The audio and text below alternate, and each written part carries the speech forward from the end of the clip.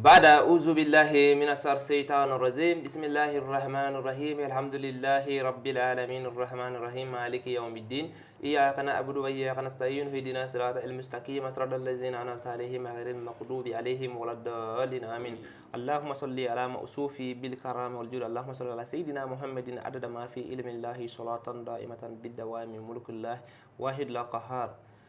telepinal laga baw abela jale salamu alaikum wa rahmatullahi ta'ala wa barakatuhu laga baw fole ko fe ambe fole kura kura ka krengere ka di anga nyama suma ka damine anga directeur de général la kana anga directeur programme na ambe befo kana anga technicien am baraka nyako ambe bela jale fo ni islamaya fole ni kisi fole ni balmaya fole ni hina fole ni sinjiya fole alam yeni wati ila anna ko anga ala tafo masha Allah ambe ala info dante fole mina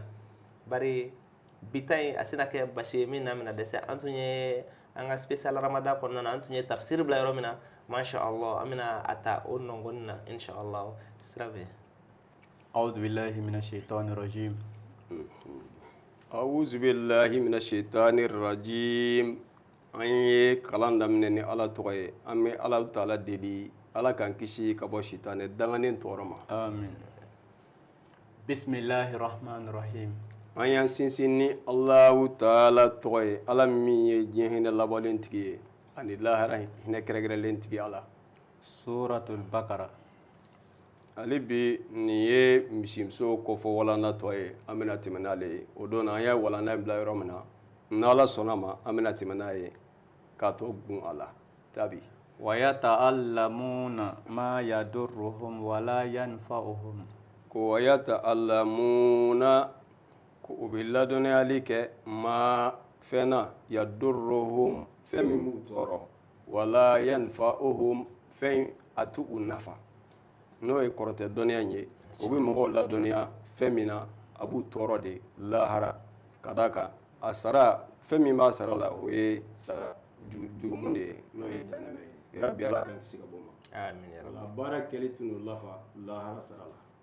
ala k'an kisi ala kana an ko baara kɛbaga ye amin ya rabbi ولقد علموا لمن اشتراه ما له في الآخرة من خلاق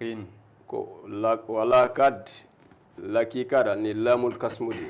alimu ay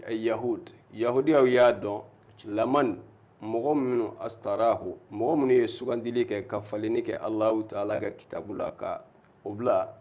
ma lahu fil akhirati min kalak ama k'olu ye nin yɔrɔ la n'o ye alijinɛ doni ye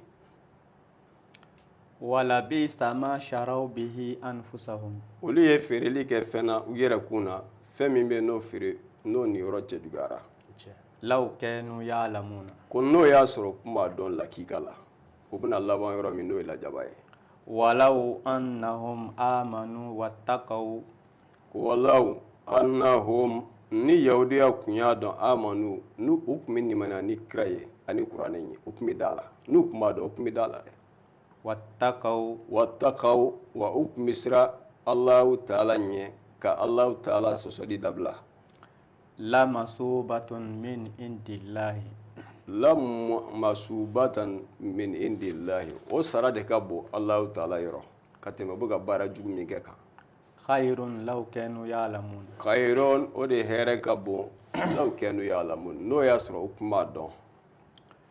يا أيها الذين آمنوا ya amamu nimaniyara لا تقولوا رائنا a kana fɔ ra'ina yahudiyaw kunga yahudiyaw ka nɛni de kun do u kun b'a fɔ kira ma kisi nama b'a ye dɔw ko ibraniya kan do dɔw ko arabu kan tɛ ikhtilafu b'a la kosɛbɛ kosɛbɛ ra'ina nɛni de do sabotage kan do kuranɛ ye fatani kɛ ka bɔ silamɛw ma k'u kana fɔ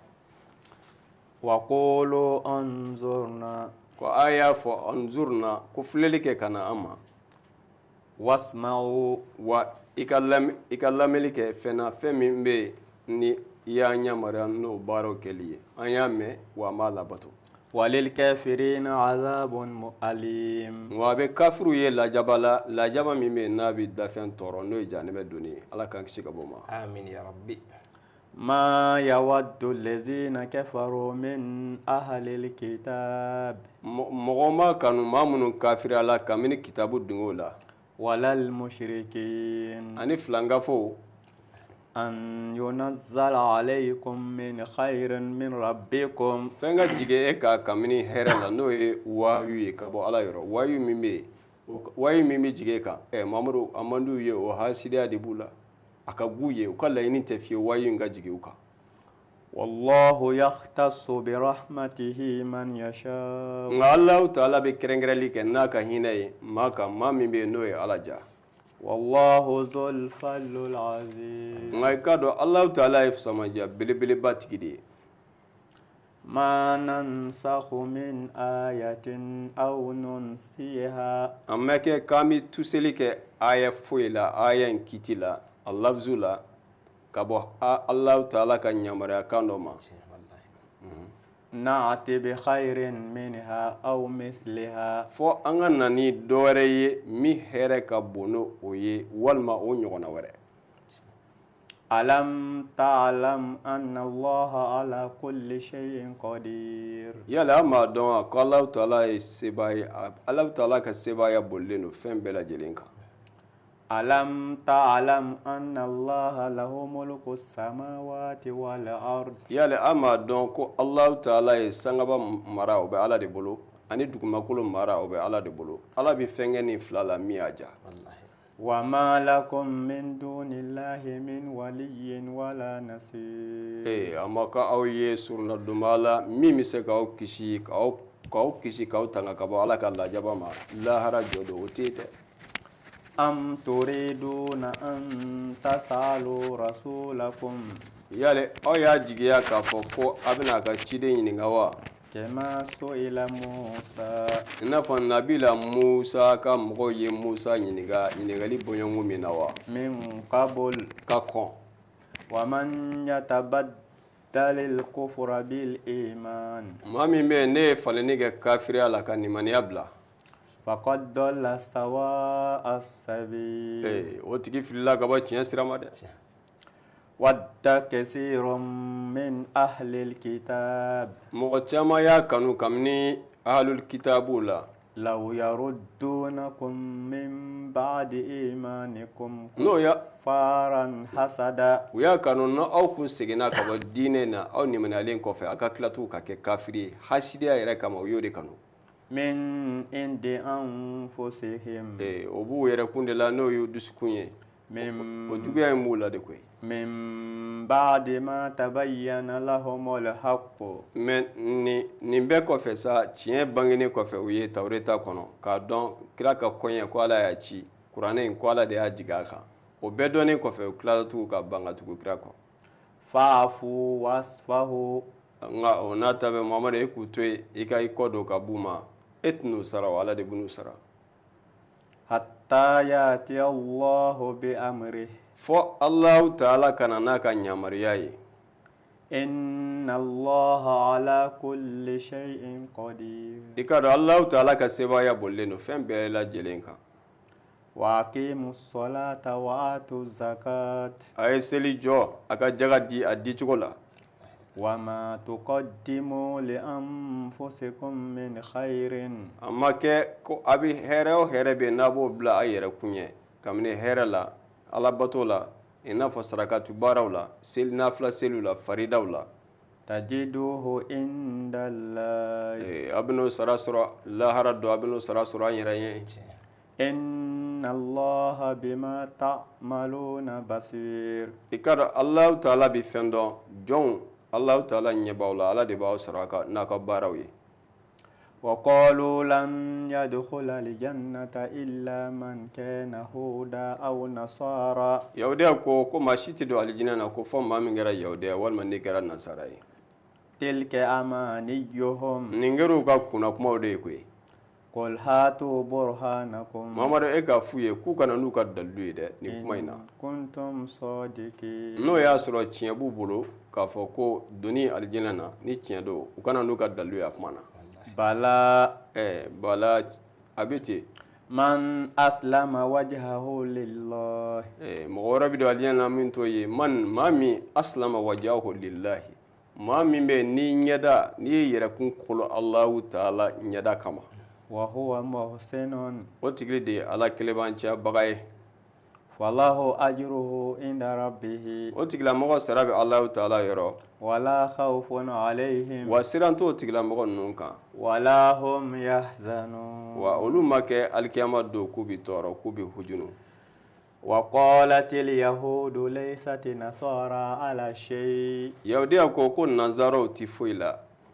وقالت النصارى ليست اليهود على شيء nanzaraw fana ko yahudiyaw tɛ diinɛ baara foyi la u kafiriyara ni musa ye nanzaraw fana kafiriyara ni isa ye alayhi salam وهم يتلون الكتاب mais ni jamakulu fila bɛɛ lajɛlen ye nin kuma fɔ ka sɔrɔ u bɛ ka kitabu kala n'o ye kitabu kɔrɔ ye كذلك قال الذين لا يعلمون a b'o cogo la maa minnu bɛ yen n'o y'a sɔrɔ olu ti fɛn dɔn musiriku la kabini arabu filankafo ninnu na n'a ɲɔgɔnnaw مثل قولهم olu fana ye nin kuma ɲɔgɔnna dɔ fɔ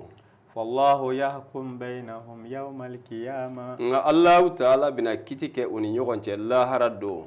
فيما كانوا فيه يختلفون fɛn min bɛ yen n'u fɔra ɲɔgɔn kɔ o la lahara don diinɛ kɔɲɛ la ala bɛna kiti kɛ u ni ɲɔgɔn cɛ min ta ye tiɲɛ ye ala bɛna o bɔ ɲɔgɔn na ومن أظلم ممن منع مساجد الله maa si kelen tɛ yen min ka tɔnya ka bon n'a ye bali kɛ ka bɔ alahu taala ka misiri kɔnɔna donni ma أن يذكر فيها اسمه ko mɔgɔw ti alahu taala kosuma alahu taala ka so kɔnɔ وسعى في قرابها tilala tugu ka laɲini ka taama k'u bɛ misiri k'u b'a kari ka bɔ ka bin أولئك ما كان لهم أن يدخلوها olu ma kɛ o k'a fɔ k'u bɛ se ka don misiri in kɔnɔ إلا خائفين fo n'a kɛra u siranbaatɔ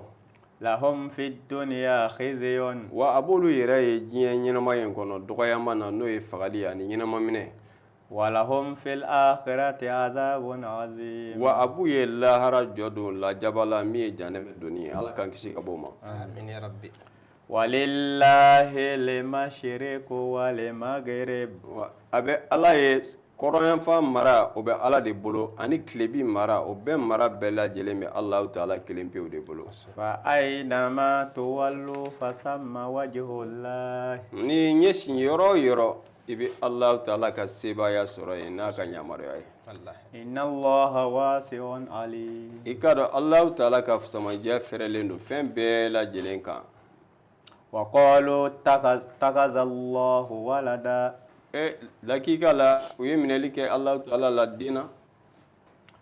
سبحانه بل له ما في السماوات والأرض saniya bɛ ala ye bal o kuma yɛrɛ to ye lahu ma fi samawati wal ardi sangaba mara o bɛ ala de bolo dugumakolo masaya bɛ alahu taala de bolo كل له قانتون ninnu bɛɛ lajɛlen de bɛ tugu ala kɔ ni alahu taala ka yamaruya u si tɛ se ka bɔ ala ka masaya kɔnɔ بديع السماوات والأرض wa i k'a dɔn alahu taala de ye sangaba bili masa ye ani dugumakolo bili masa nin bɛɛ de ye ala ka baara ye وإذا قضى أمرا ni alahu taala ye ko min latigɛ فإنما يقول له كن فيكون a ka latigɛ la a b'a fɔ ko fɛn ka kɛ o yɔrɔ bɛɛ la o fɛn bɛ kɛ komi a y'a fɔ cogo min وقال الذين لا يعلمون maa minnu bɛ yen ni olu tɛ dɔnniyali kɛ kafiru la لولا يكلمنا الله olu ko n'o y'a sɔrɔ alahu taala kumana olu yɛrɛ fɛ k'a fɔ ko e ye ala ka ci de ye fo ala yɛrɛ kun ka o fɔ olu ye k'o de kun ka di olu ye أو تأتينا آية walima ala kun ka na ni kabako dɔ ye dalilu dɔ ye ma kɛɲɛko dɔ ye olu ma كذلك قال الذين من قبلهم مثل قولهم o tuma n'o kabako in kun kɛra sa olu kun bɛ sɔrɔ ka da la k'o ye ala ka ci de ye a b'o cogo la maa tɛmɛna ka kɔn aw ɲɛ kafiru la minnu tɛmɛna komi nabi ɲumanw tilew la i n'a fɔ aw ye min ɲɔgɔnna fɔ olu fana ye nin ɲɔgɔnna fɔ تشابهت قلوبهم aw u dusukun ɲagamina ni kafiriya de ani kanagɛlɛya قد بينا الآيات nka an k'a dɔn tiɲɛ na alahu taala ka aya walawalalen don لقوم يوقنون a walawalalen don mɔgɔw ye maa minnu b'a dɔn n'u dangana olu bɛ nimaniya la o إنا أرسلناك بالحق بشيرا ونذيرا ikara Muhammadu an ye ci ni tiɲɛ de ye ko ye k'i ci ka mɔgɔw la nisɔndiya k'i ci ka mɔgɔw bagabaga ka bɔ jahanɛmɛ tasuma donni ma ولا تسأل عن أصحاب الجحيم a ma se yɛrɛ i ka ɲininkali kɛ jahimu tigilamɔgɔw la o n'o ye kafiruw ye minnu ma nimaniya o y'olu de ye o a bɛ e Muhammadu kan dɔrɔn e ka ala ka ci lase komi ala y'a ɲini fɛ cogo min na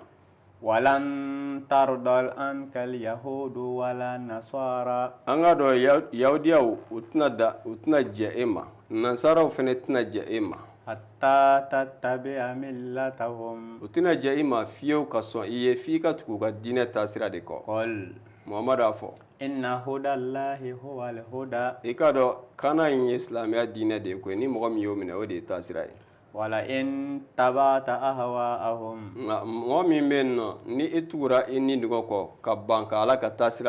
siratigɛ tilennen minɛ بعد الذي جاءك من العلم nali kɔfɛ e ma dɔnni wahayu kɛlen kɔfɛ ka silamɛya kitiw mɛn ka ban wahayu cilen kɔfɛ ka ban kira Mamadu ka cili kɔfɛ ka ban nin bɛɛ kɔlen kɔfɛ e tila tu ka ban tiɲɛ ma ما لك من الله من ولي ولا نصير nka a ma kɛ o tigilamɔgɔ ye dɛmɛbaa t'o tigi la min b'o tigilamɔgɔ kisi wa dɛmɛbaa kɔlɔsiliba t'o la min b'o kisi ka bɔ ɲangata ma ala k'an bɛɛ kisi ka bɔ lahara don ɲangata ma آمين يا ربي. الذين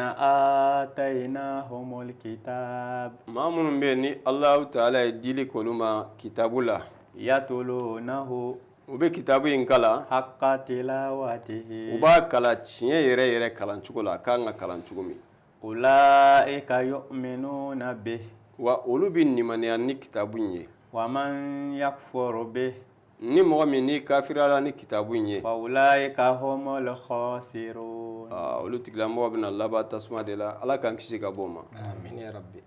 يا بني إسرائيل ya yakuba denw اذكروا نعمتي التي أنعمت عليكم a ye kosumali kɛ nɛɛma na Allahu Taala ye nɛɛma min kɛ aw ye وأني فضلتكم على العالمين an masa Taala y'a samadiya ka tɛmɛ aw tile dafɛnw bɛɛ lajɛlen kan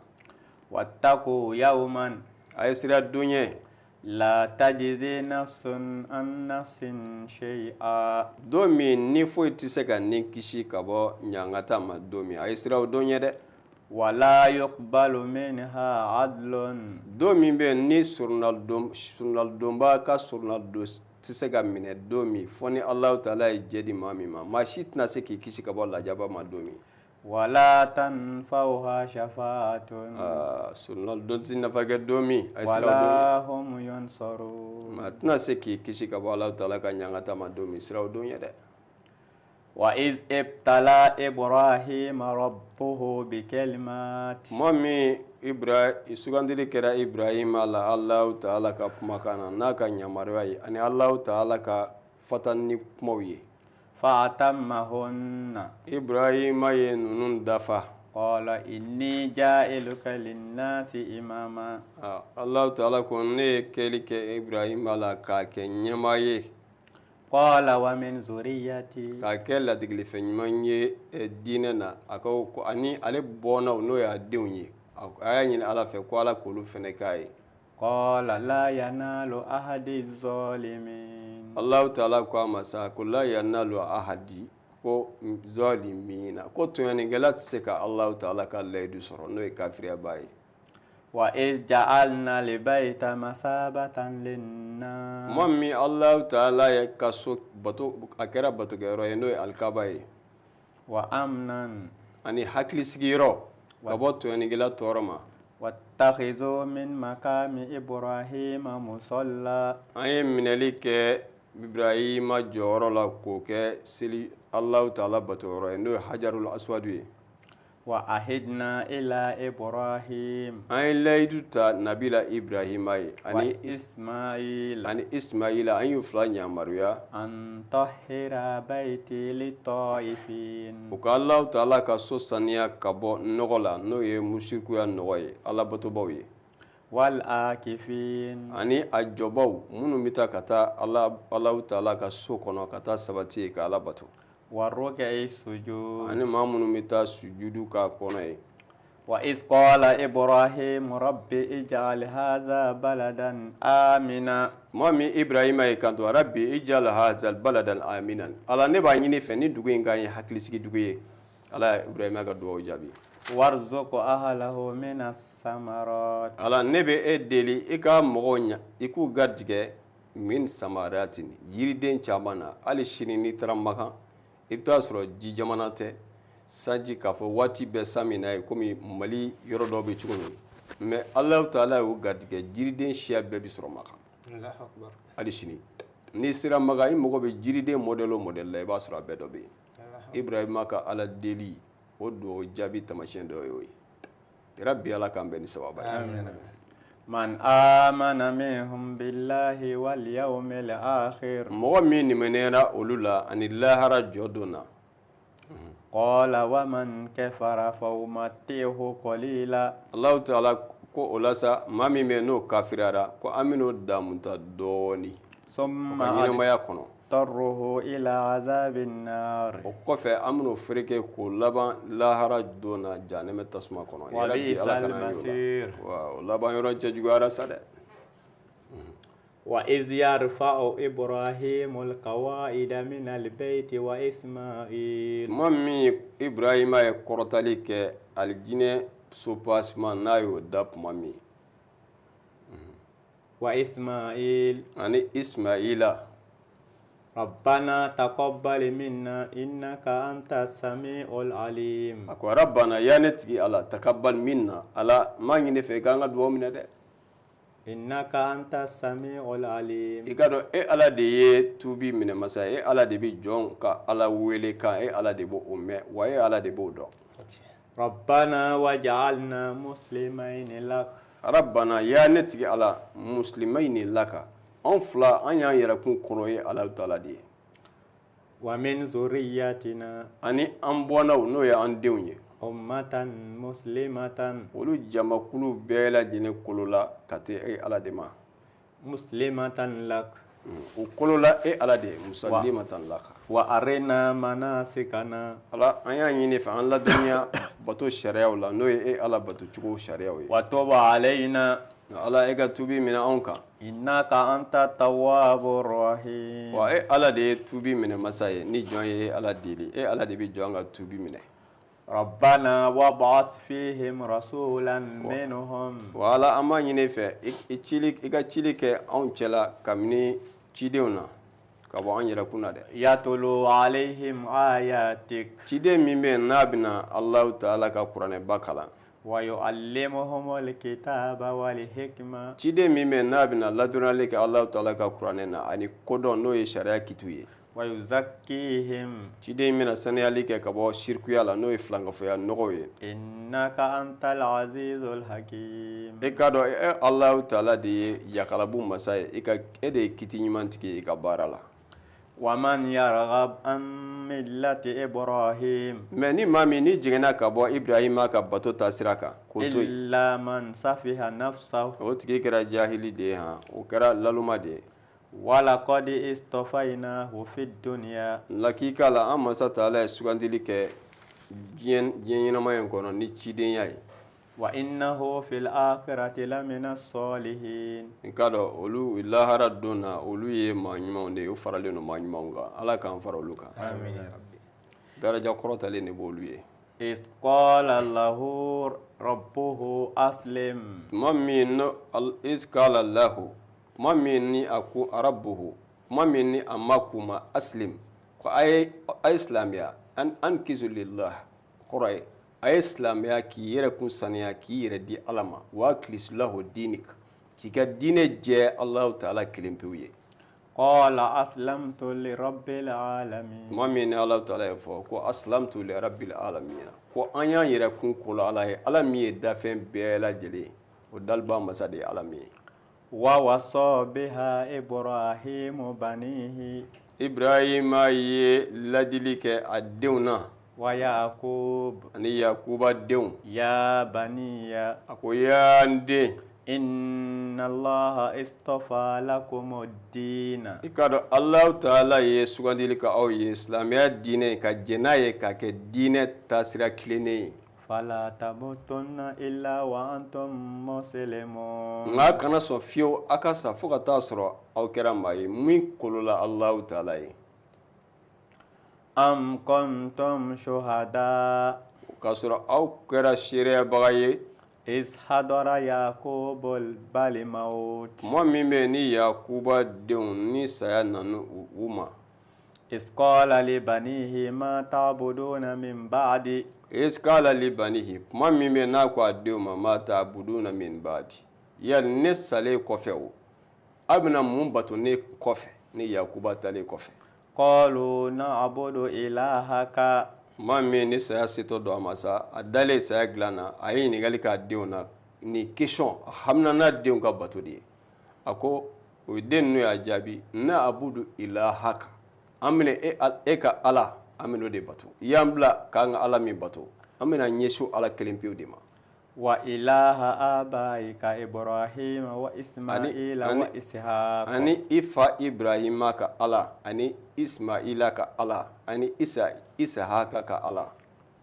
إلها واحدا nin bɛ ala kelen de ye ala fila tɛ ala saba tɛ nin bɛ ala kelen pewu de ye ونحن له مسلمون wa anw kolola o Allahu Ta'ala in kelen pewu de ye han an bɛ silamɛya o ala de ka ko to ala ta la n'o ala ko min an b'o de kɛ n'a ko min man ɲi an b'o de dabila تلك أمة قد قلت i k'a dɔn ni mantu minnu filɛ nin ye kad kalati salafati laha ni mantu dɔw fɔra dɔw kɔ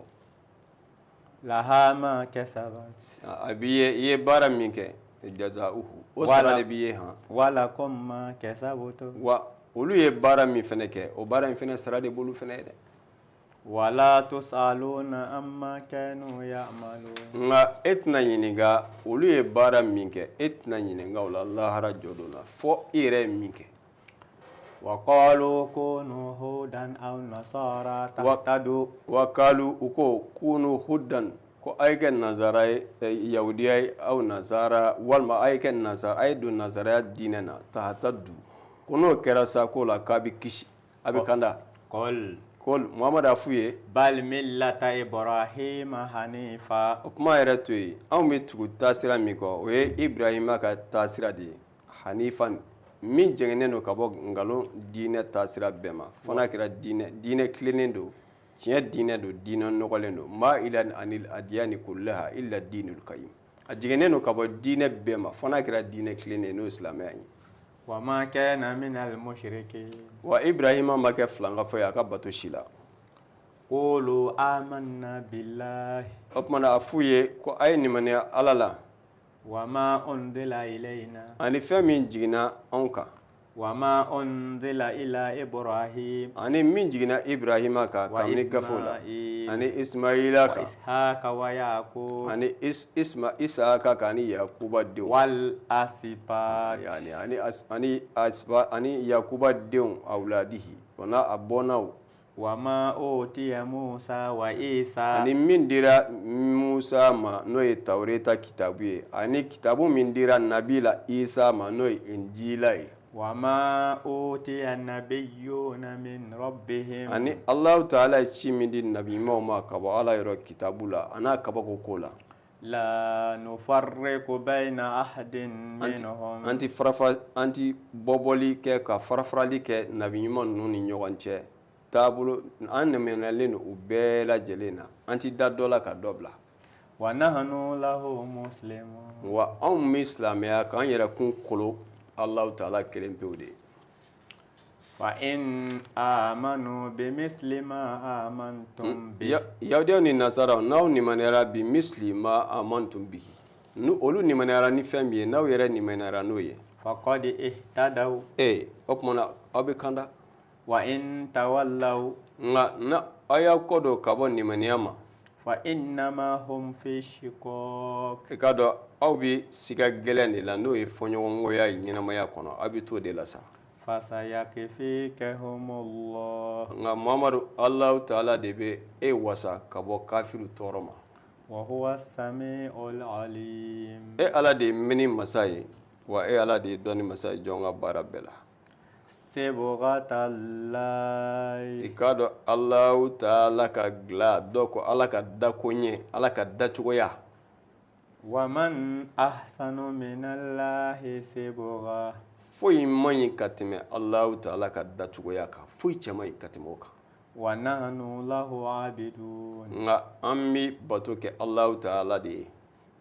قل ko Muhamadu a fɔ أتهاجوننا في الله yali aw bɛ kɛlɛ kɛ Allahu taala ka a bɛ ɲɔgɔn sɔsɔ ɲɔgɔn ya Allahu taala ka tiɲɛ sira la wa وهو ربنا وربكم k'a sɔrɔ ala de ye anw ma ye ani aw yɛrɛ ma o de ye ala ye ولنا أعمالنا wa an ka baara o bɛ anw ye an mana min kɛ ala de bɛna an sara o la ولكم أعمالكم wa ni aw yɛrɛ ye baara min kɛ ala de b'aw sara o la ونحن له مخلصون wa anw bɛ bato bɛɛ lajɛlen kɛ k'a jɛ Allahu taala kelen pewu de ye أم تقولون walima o yɛrɛ kuma yɛrɛ to yen sa tari a bɛna fɔ de إن إبراهيم وإسماعيل وإسحاق ويعقوب والأسباط كانوا هودا أو نصارى a bɛna fɔ Ibrahima ani Ismaila ani Isaka ani Yakuba denw k'olu tun kɛra Yahudiya ye wa walima Nasara ye wa قل Muhamadu a f'u ye أأنتم أعلم أم الله yalima aw de b'a dɔn wa walima Allahu taala kelen pewu de b'a dɔn ومن أظلم ممن كتم شهادة عنده maa si kelen tɛ yen maa min bɛ yen n'o y'a sɔrɔ n'o bɛ dogoli kɛ Allahu taala ka seereya la من الله ka tɛmɛ Allahu taala ka tɛmɛ Allahu taala kan وما الله بغافل عما o تعملون kɔrɔ ye jumɛn ye maa si tɛ k'i bɛ se k'i dogo Allahu taala la ka baara dɔ kɛ k'i b'o dogo ala la ala ye seereyabaga ye nin baara bɛɛ lajɛlen na a bɛɛ bɛ kɛ ala ɲɛna wa seerew b'a la mɛlɛkɛw b'a sɛbɛn maa si tɛ yen k'a fɔ k'i bɛ se ka ko dɔ kɛ k'i b'a dogo ala la o tɛ yen تلك أمة nin manton minnu filɛ nin ye قد قلت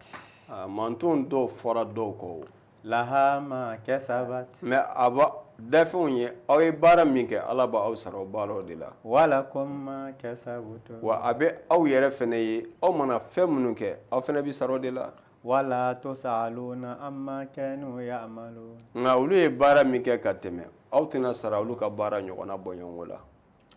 fo a ye baara min kɛ dɛ سيقول السفهاء nalomaw bɛna fɔ sɔn n'o ye jahili kodɔnbaliw ye ala kana an kɛ naloma ye kabini yahudiya ni musiriku la ما ولاهم عن قبلتهم التي كانوا عليها yali fɛn jumɛn de bɛ yen nɔ n'o ye e mamadu ɲɛ yɛlɛma ka bɔ ani muminun ka bɔ ɲɛsin fan ma dɛ ani kiblatihim ka bɔ ɲɛsin fan ma ale ti kɛ na ale ɲɛsin maa min bɛ yen n'i tun ɲɛsinnen don o ma k'i ka seli kɛ n'o ye batul mukadasi ye mun y'i yɛlɛma tuguni ka bɔ o la muhamadu قل muhamadu kol a fɔ لله المشرق والمغرب i ka dɔn kɔrɔ ni tilebi a bɛɛ de ye alahu taala ta ye يهدي من يشاء إلى صراط مستقيم ala bɛ mɔgɔ kanda ka taa sira ma sira min bɛ yen n'o tilennen don n'o ye silamɛya sira ye ala ka an kana ka t'o sira ma وكذلك جعلناكم أمة وسطا a b'o cogo de la aw kɛra cɛmancɛ mantonw ye kiyaran a dulan manton min bɛ yen n'o sugantilen don لتكونوا شهداء على الناس mɔgɔ sɔn nin kɛra mɔgɔ sɔn aw bɛ se ka kɛ seereya ye lahara jɔ don dafɛnw kan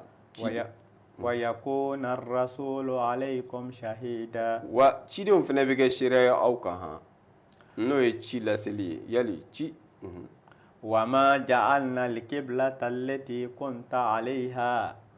wa ma ja'alna sirna kiblatan laka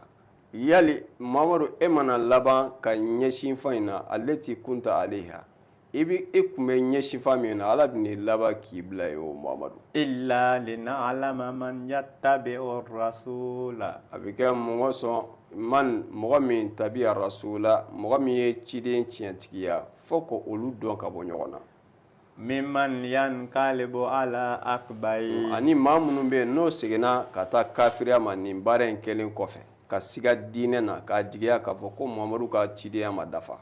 وإن كانت لكبيرة o tigilamɔgɔ ye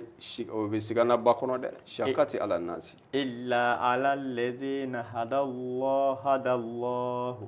mɔgɔ bɛ fana illa fɔni mɔgɔ min ala lezina hadallahu maa min bɛ nɔ ni Allahu taala o kana وما كان الله ليضيع إيمانكم nka Allahu taala ma kɛ k'a b'u ka nimaniya tiɲɛ o إن الله بالناس لرؤوف رحيم i k'a dɔn ala de bɛ hinɛ a ka dafɛnw na ala ye hinɛ gɛlɛn tigi ye yafa tigi don hinɛ gɛlɛn tigi don a ka dafɛnw na قد نرى تقلب وجهك في السماء Muhammadu an ɲɛ b'e la o n ye ɲɛkili b'i kan ŋanaŋana n ye ɲɛkili b'i kan lamaga sangaba la ni Allahu taala deliliw minnu b'i da i bɛ k'i ɲɛ lama ka ala deli n'a tɔgɔ ye فلنولينك قبلة ترضاها nka laɲini min b'i la masa taala b'a dɔn an bɛ ni i ɲɛ yɛlɛma i ɲɛsin fan na yɔrɔ la yɔrɔ min bɛ n'i yɛrɛ ni b'o kanu فول وجهك شطر المسجد الحرام wala an ye yɛlɛmali kɛ ka ɲɛsin fan na n'o ye seli yɔrɔ ye n'o ye kɔrɔn ye satru al masjid al haram ka ɲɛsin lahɔrɔma misiri ma n'o ye alikaba ye وحيث ما كنتم فولوا وجوهكم شطره nka a mana kɛ yɔrɔ o yɔrɔ a b'a ɲɛsin alikaba in ma ka Allahu taala bato وإن الذين أوتوا الكتاب maa minnu bɛ yen ni kitabu dira o ma لا يعلمون أنه الحق من ربهم nka olu b'a dɔn k'a fɔ ko tiɲɛ don ka bɔ Allahu taala yɔrɔ o وما الله بغافل عما يعملون nka Allahu taala ma ɲinɛ dafɛnw ka baara kɔ han i bɛ baara min kɛ ala b'a dɔn ولئن أتيت الذين أوتوا الكتاب lakika la dili kɛra maa minnu ma kitabu la tawreta kitabu la بكل آية aya kelen kabako kelen bɛɛ lajɛlen na mɔgɔ sɔrɔ bɛ se ka tiɲɛtigali kɛ ala ka kumakan ninnu na ما تبعوا قبلتك olu ma kɛ k'a fɔ k'u bɛ labatoli kɛ e la ka ɲɛsin e ɲɛsin fan ma tugun وما أنت بتابع قبلتهم o tuma e fɛnɛ ma kɛ e b'i ɲɛsin olu ka ɲɛsin fan ma وما بعضهم بتابع قبلة بعض dɔ ma kɛ k'a fɔ ko dɔ bɛ ɲɛsin dɔ ka ɲɛsin fan ma n'o ye yahuda ni nazaraw ye ولئن اتبعت أهواءهم nka na aw tugura n'a ye maa min ye tuguli kɛ ni dungɔ kɔ من بعد ما جاءك من العلم mɛ Allahu taala ka tiɲɛ bangenen kɔfɛ n'o ye waayu nalen kɔfɛ o tigilamɔgɔ ma إنك إذا لمن الظالمين o tigilamɔgɔ bɛna kɛ yɛrɛkuntɔɲɔgɔnna ye yɛrɛ bi ala kana an kɛ yɛrɛkuntɔɲɔgɔnna ye ayiwa tele pinal lagɛbɔ waati de ye waati ye waati sebali tɛ waati ye waati tɛmɛnen fana tɛ waati ye waati min ko fɔra a sera ni ala ye waati nata yira an na a y'a min an y'a bila yɔrɔ min an bɛna daminɛ ka a tɔ da aw tulo kan lamɛn ko ɲuman ala k'a di an n'an baden silamɛ bɛɛ lajɛlen ma a faamu k'a labaara kuranɛ ka fɔcogo la ala ka ɲini cogo la ala kira ka fɔcogo la ala k'a sabati a bɛ kɛ ni farifoni min ni kɛnɛya min ala k'a nɔgɔya a bɛ kɛ ni faamu min ye ala k'a d'an ma a se ala k'o di an ma ala k'o ka ala ya bonya kama kira kanu kosɔn a ye lulu beytiw kama sɔli ala rasul bisimilahi rahmani rahim alhamdulillahi rabbil alamin arrahmani rahim maliki yawmiddin iyyaka na'budu wa iyyaka nasta'in ihdina siratal mustaqim siratal ladzina an'amta alaihim ghayril maghdubi alaihim ولا الضالين اللهم صل على سيدنا محمد الفاتح لما أغلق والقاتل لما سبق الناس الحق بالحق والهادي إلى صراطك المستقيم وعلى آله حق قدره ومقداره العظيم صل سبحان ربك رب العزة عما يصفون وسلام على المرسلين والحمد لله رب العالمين أكمل بوقت المال